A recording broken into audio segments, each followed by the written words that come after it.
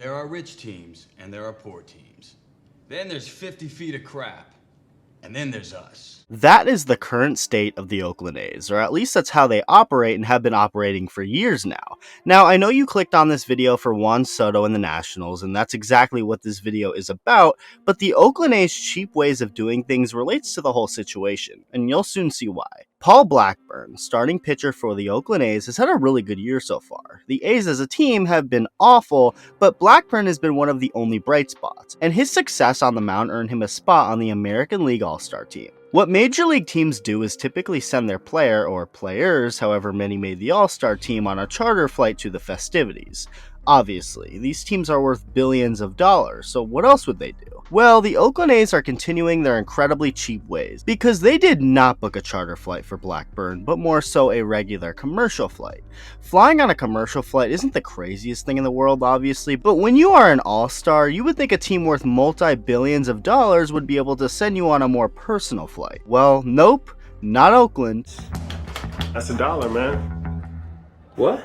Welcome to Oakland. However, the Houston Astros saved the day.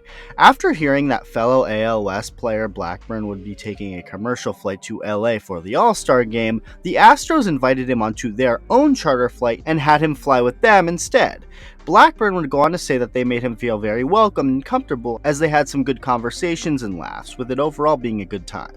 This is pretty cool and an awesome gesture from the Astros. Now, as far as Juan Soto and the Washington Nationals, it's a very similar situation, but just for a much different reason. As most know by now, Juan Soto recently rejected a 15-year deal from the Nationals worth $440 million, and the Nationals are now putting Soto on the trade block.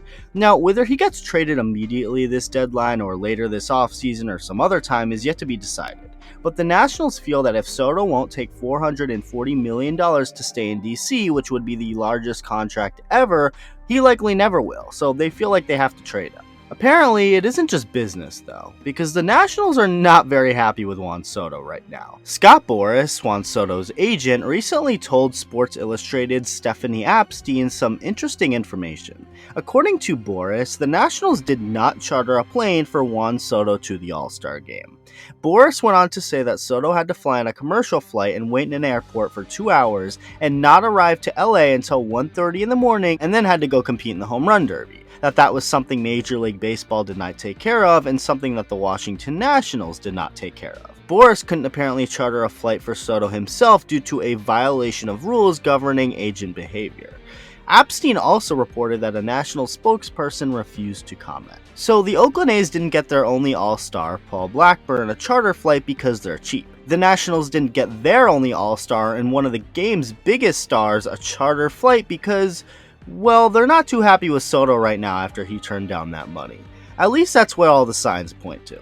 Let me know what you think about this. Thank you for watching, and I'll see you in the next video.